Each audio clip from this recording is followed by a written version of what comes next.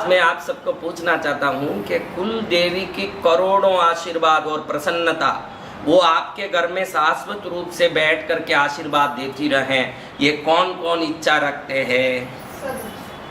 तो मैंने बहुत सारे शास्त्रों को टटोला तो एक जबरदस्त उपाय मिला जिसको आज कोई नहीं करते हैं कि कुलदेवी कैसे खुश होती है। कुलदेवी के मंदिर में जाते हैं तो कोई चांदी, कोई सोना, कोई फूल माला, कोई दुकानों में पास में मिलने वाला प्रसाद ले जाके चढ़ाते हैं, कोई लड्डू चढ़ाते हैं, कोई पेड़ा चढ़ाते हैं, कोई साड़ी चढ़ाते हैं, कोई कपड़ा चढ़ाते हैं, कोई धोती चढ़ाते हैं, ऐसे कई काम करते हैं। लेकिन कुलदेवी खुश कैसे होती है, अटूट माँ की खुशी मिले और जिंदगी भर उसका आशीर्वाद बना रहे, इसके लिए क्या करना? ये बहुत छोटा सा उपाय है कि जब भी आप बाहर जाते हो, तो पुराने जमाने में जब बाहर निकलते थे 2 दिन की यात्रा, पहले सब मोबाइल भी नहीं होता था, ट्रेन में जाना था तो रोटी, अचार, पूड़ियाँ, पराठा ये सब लेके साथ में कुछ सेव, खाकरे सब लेके जाते थे और रास्ते भर में खाते खाते जाते। आजकल तो अपन जहाँ ट्रेन में भी जाएं तो ट्रेन में रास्ते में जो आवे उसको खाने लगे हैं। और कुलदेवी के मंदिर के लिए भी जाएं, जोधपुर जाएं, उदयपुर जाएं, कहीं माउंट आबू के पास अम्बे माँ में जाएं, कहीं भी जाएं तो वहीं उतरते हैं और सामने जो भी देवी मंदिर के सामने लड्डू का दुकान, मिठाई, नारियल का दुकान हो, वहां से प्रसाद का पूड़ा लिया, टोकरा लिया और माँ को चढ़ा दिया। देवी इससे ही नाराज होती है। आपकी कुल देवी है तो समझो आपकी माँ है, दादी है, वैसी कुल देवी है, आपकी घर की वो एक माँ है। तो वो क्या चाहती है? मैंने कुलदेवी कल्प नाम का पुस्तक पढ़ा, बहुत बड़ा कुलदेवी कल्प पुस्तक है, करीब 1200 पन्नों का। उसमें मैंने ये टपासा तो उसमें लिखा था कि कुलदेवी का शाश्वत कृपा और प्रसन्नता पाने के लिए जब भी कुलदेवी के मंदिर में जाओ, आप जब भी जाना हो, कोई भी दिन, कोई भी तिथि, तो पहले आप कुलदेवी के मंदिर के निकल रहे हो तो पहले घर में कुलदेवी का दीप, धूप, पुष्प आदि करके पूजा करके, माँ आपके घर आ रहे हैं हम, आप हमको आशीर्वाद दीजिए, आज्ञा दीजिए आने के लिए, ऐसे पहले प्रार्थना करो। उसमें कुमकुम की टिक्की करो, पुष्प चढ़ाओ, धूप दीप करो, थोड़ा सा नैवेद्य कुछ भी चढ़ा के ये प्रार्थना करो। उसके बाद आप जिस स्थान पर जा रहे हो उस जगह के लिए बढ़िया से थोड़ा गेहूं का चूरमा बोलते हैं, चूरमा बोलते हैं क्या, और क्या बोलते हैं, गेहूं के गुड़ डाल के लड्डू हो, ऐसे गेहूं के पदार्थ का लड्डू बना लो। और तवे की पूड़ियाँ, पराठा बोलते, तवे का पराठा बोलते हैं क्या, तवे की पूड़ी बोलते हैं,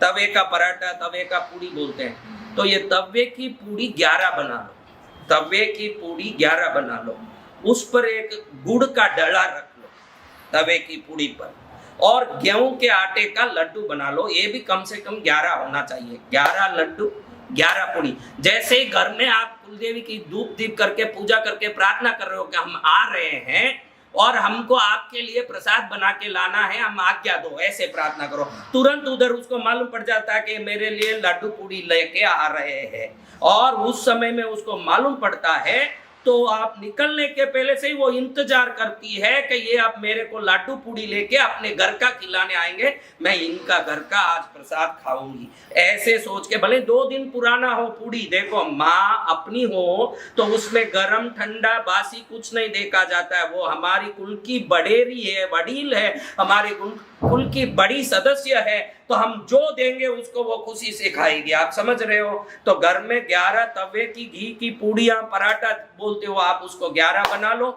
उसके बाद थोड़ा गुड़ रख लो उसमें, और 11 गेहूं के गुड़ के लड्डू बना लो। इसको बढ़िया एक डब्बे में रख लो और निकलो। इससे पहला फायदा कि देवी खुद आपकी इंतजार कर रही है, तो रास्ते में कोई एक्सीडेंट होने नहीं देगी, क्योंकि सुरक्षित पहुंचाएगी कि आप आ रहे हो, उसको मालूम पड़ गया। आप मंदिर में जाते पहले नहा लो, धो लो, दर्शन करने जाओ, पुजारी को बोलो कि ये प्रसाद चढ़ा के हमें दें, तो वो प्रसाद को वहां रखवा दो। रखने के बाद 3 बार प्रार्थना करो, माँ आप हमारे घर की देवी हो, इसलिए हम घर से ये चीज बना के आपके लिए लाए हैं, आपको पसंद आए, आप हमें आशीर्वाद दीजिए, और आप इस भोग को रोज हमारे घर में प्राप्त करने हमारे साथ घर में आइए, हमारे साथ हमारे घर में पधारिए, ऐसे प्रार्थना करिए। जाते समय वो इंतजार करेगी कि ये आ रहे हैं, आते समय आपके साथ ही आपके घर आ जाएगी। इस प्रसाद को वो खाने के बाद, क्योंकि कोई भी माँ हो, देखो आप सब माँ हो,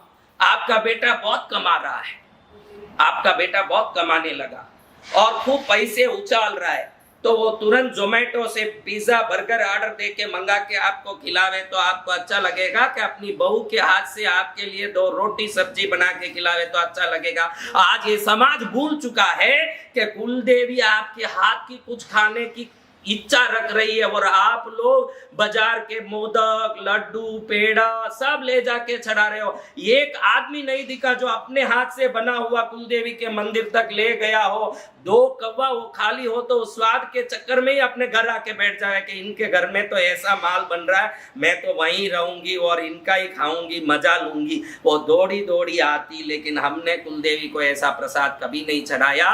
तो अब जब भी आप जाओ, पहले घर में कुलदेवी को दिया धूप करके, मैंने जैसे बोला पहले कुमकुम की टिक्की करो, फिर फूल चढ़ाओ, धूप करो, दीप करो, थोड़ा सा नैवेद्य फल रख के बोलो कि आपके मंदिर आ रही हूँ माता, आपके मंदिर में दर्शन करने आ रही हूँ और साथ में प्रसाद लेके आ रही हूँ मैं, इस प्रसाद को आप ग्रहण करना, मुझे आने की आज्ञा देना, प्रणाम। ऐसे पहले प्रार्थना करके फिर ये प्रसाद बनाना चालू करो और पुजारी के पास ये माँ के चरण में रख दिया। रखने के बाद आप जब तक थोड़ी देर वहीं रखने बोलो उसको, इसी को यहीं रखो, उसके बाद आप जो जो प्रार्थना करना वो सब करो, क्योंकि आपकी हाथ की चीज देखते ही देवी इतनी प्रसन्न रहेगी। उस समय जो मांगोगे वो सब चीज कबूल हो जाएगी देवी के सामने। वो हर चीज मान लेगी कि मैं ये करूंगी, तेरा ये कर दूंगी, ये कर दूंगी, हर वरदान मिल जाएगा आपको। वो मिलने के बाद आप उस प्रसाद को बाहर लाके, कोई भी गाय, दूध देने वाली गाय मिले, उसी गांव में मिले चले, या नहीं मिला आपको, जहां मिले उसको ला के दूध देने वाली गाय को दे देना चाहिए, क्योंकि दूध देने वाली गाय के स्तनों में ही कुलदेवी का निवास होता है। तो इस प्रकार से कुलदेवी स्वयं उसको खा ली, ऐसा हो। कुलदेवी को तो चढ़ा ही दिया, उसने तो खा ही लिया, फिर भी जो बचा हुआ स्थूल हमको नहीं खाना हो, पूरा ही कुलदेवी को ही जाना चाहिए। कुलदेवी की जो स्तन में कुलदेवी गायों में निवास कर रही है और पीछे जहाँ गोबर डालती है उस भाग में लक्ष्मी निवास कर रही है। इसलिए दूध देने वाली गाय जहाँ भी हो उसको दे के, वो क्योंकि पूड़ी और ये लड्डू तो गाय बड़े पसंद से खाता है, इसलिए उसको खिला दिया। कुलदेवी खा ली, आपके घर आ गई और आपके घर में आनंद आनंद करती रहेगी। और जब जब मौका पड़े ऐसे कुलदेवी के मंदिर में लड्डू पूड़ी ले जाके चढ़ाते रहें और घर में भी सदा जीवन लड्डू की तरह मीठा हो जाए, यही मंगल कामना के साथ आपके कुलदेवी प्रसन्न रहें, यही भावना बात है।